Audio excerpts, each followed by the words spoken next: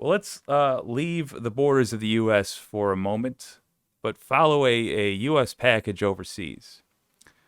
Got a good friend by the name of Bradley who's heading over to Ukraine with a message for the Ruskies, which is go the home.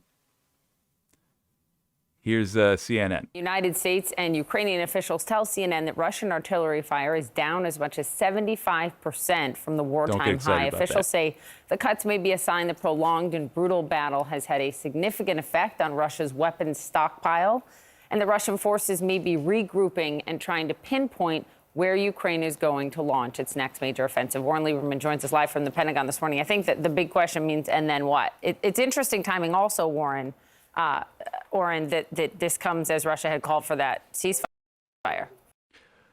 Yeah, take this with a grain of salt because I am absolutely not a military expert. But being something of a Russia studier, yeah, that ceasefire was to regroup. Plain and simple. There was nothing merciful about it. And I would suspect that they're, based on the progress of the war, I would suspect they are literally rearming. Absolutely. A ceasefire the U.S. believes was not intentional, or rather not a real desire for a stoppage to the fight. It was Russian President Vladimir Putin trying to appeal to the Christian faithful and trying to show that it was Ukraine violating the ceasefire. Aside from that, this is an indication with this dramatic decline in artillery fire that something has... Stop him there. He did his overall credit where it's due. This is live TV. It's, I'm sure, a nerve-wracking experience. Hard to get exactly right. Ukraine never agreed to a ceasefire. You can't violate an agreement that you didn't enter into. So just to be clear, his phrasing there, even though he was coming down, against Russia, or not even really that, but he was making an assessment of Russia, yada, yada, yada. Ukraine did not agree to a ceasefire. Clearly changed within the way Russia is fighting this war. The question is what? From the wartime high of 20,000 artillery rounds per day down to about 5,000 rounds per day now. Russian military doctrine, the way Russia fights its wars, calls for a barrage of artillery fire and then essentially ground troops go in and clean up or mop up what's left. So why this significant difference? And that's what the U.S. is trying to figure out, according to U.S. officials. They have talked for a long time about a shortage in Russian precision weapons, less so about the conventional ammo, just like artillery fire. Maybe, the U.S. officials tell us, this is an indication that Russia is beginning to run low on its vast stores of artillery after 10 months of fighting and with no end in sight. Ukrainian officials say, look, we've also hit a number of Russian weapons depots, so this may be making a dent, or, Poppy, they may be regrouping for future Russian operations. Yeah, that's a big concern, too. Oren, thank you very much for the reporting from the Pentagon. U.S. officials tell CNN there has been a, quote, substantive change. So what she's about to go into is what I was real excited for. The fighting in Ukraine has been brutal, and in my opinion, unnecessarily so. I would again bear in mind I'm not commenting as a military expert by any means, but I would rather see this be a quick war with our Ukrainian allies as heavily armed as we can get away with arming them. And I do not like that we were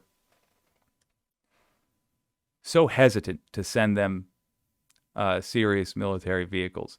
They will do a very concise job of breaking down what we're about to send them. But just understand that the biggest obstacle on the ground, artillery aside, has been tanks. It has been tanks. Even though Russia's strategy of sending a tank out without foot troops escorting it was insane and has allowed, frankly, Ukrainians on foot to rack up a ton of tank kills. Slava Ukraini. It's not, in my opinion, it's not sufficient to just let them fight a whole war like that. But here comes the good and news. the type of weapons being sent to Ukraine as the nation closes in on 1 year since Russia's invasion. And this comes days after the U.S. announced its largest military aid package for Ukraine to date, with new systems that one official says give Ukraine much more capability.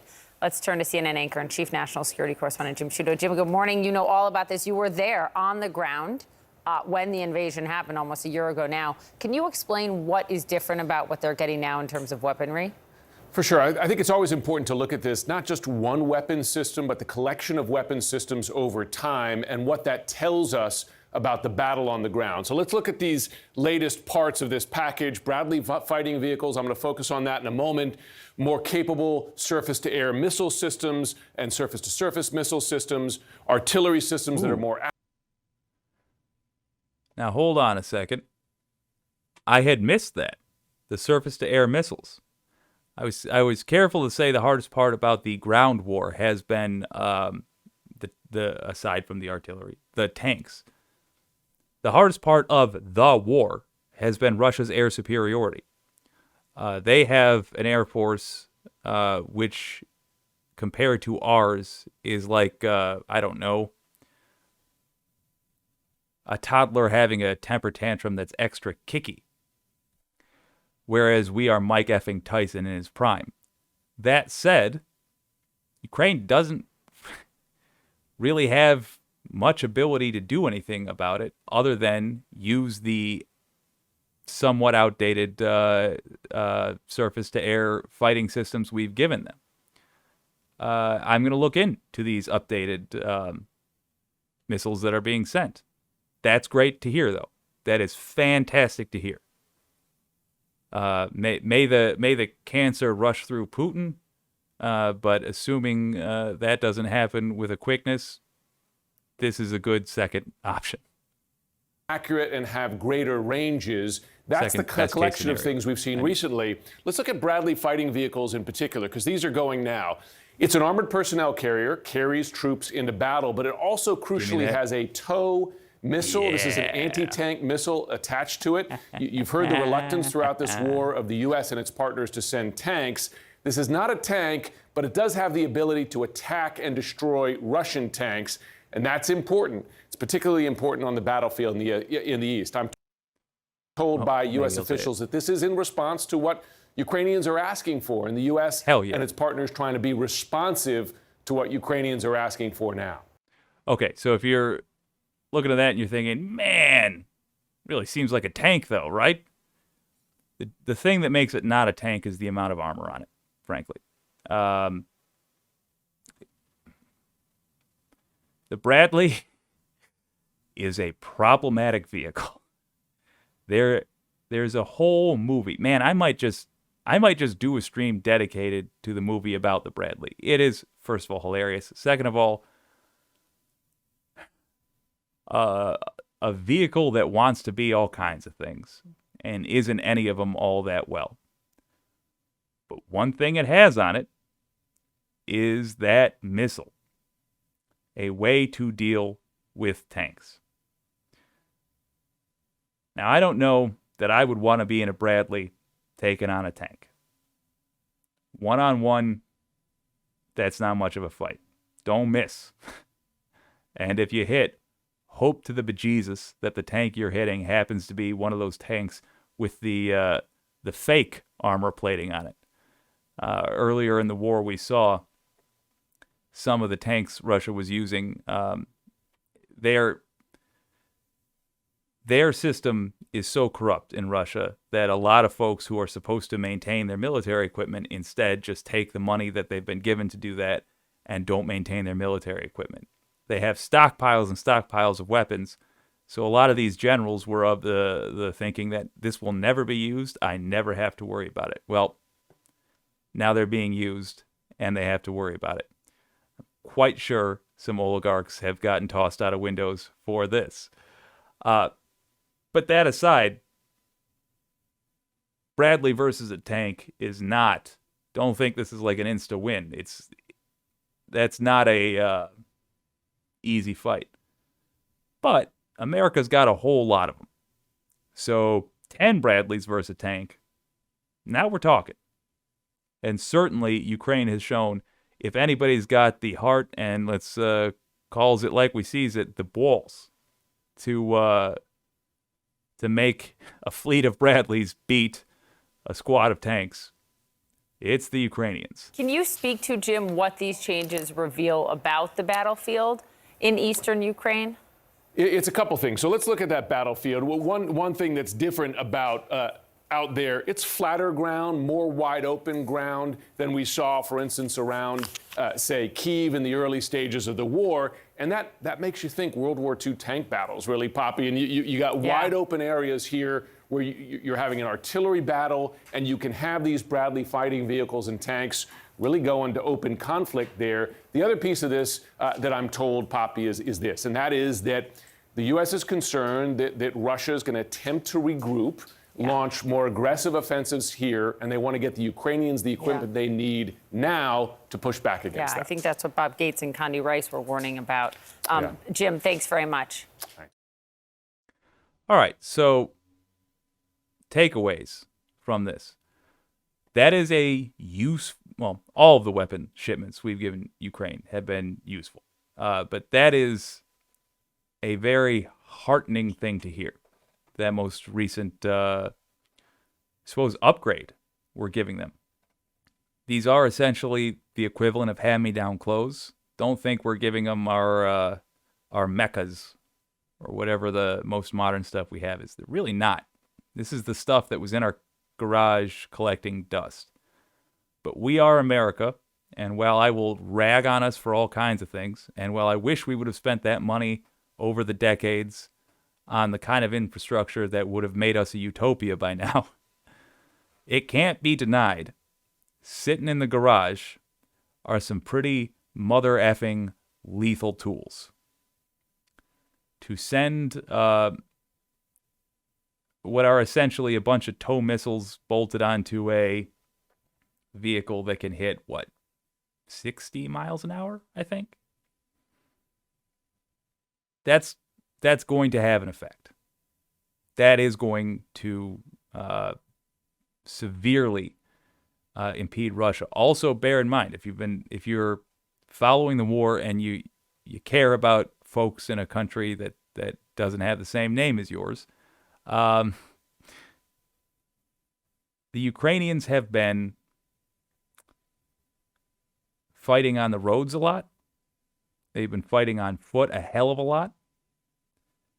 And the ability to capitalize on their mobility and on their guerrilla tactics that they've developed. A lot of the people, by the way, who are fighting this war right now, 11 months ago were school teachers, baristas. Not ashamed to tell you that as a grown man, I actually wept watching the news when they interviewed an actual coffee shop worker who hung up their apron and put on a vest to go fight. That's who's fighting. But they've gotten damn good at it.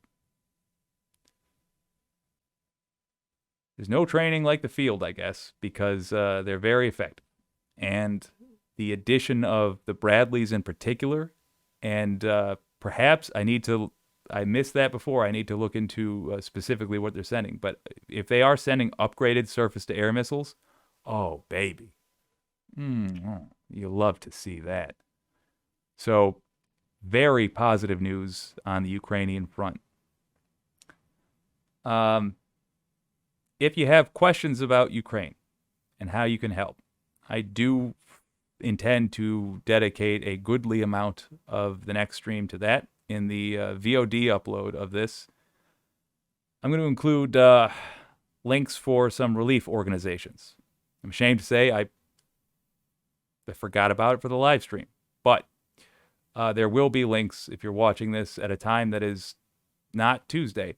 There will be links in the description for ways you can help Ukraine. But if you are watching this live, if you Google Ukrainian aid, the Ukrainians did a heck of a job setting up organizations good and early that allow us to help. Bear in mind, it's not just bullets that they need. As they said, they've got a lot. They are when I say they, I don't just mean those who are carrying guns. I mean everybody living in Ukraine is getting shelled. Anybody living on the front certainly is getting shelled, and the country is suffering some pretty severe power cuts right now, brownouts and blackouts, as it is cold out. So there are organizations that are helping to combat that. Consider helping them. It'll make you feel better going to sleep tonight in your warm bed. If you know that you've helped a little girl somewhere go to sleep in a bed that is warm herself.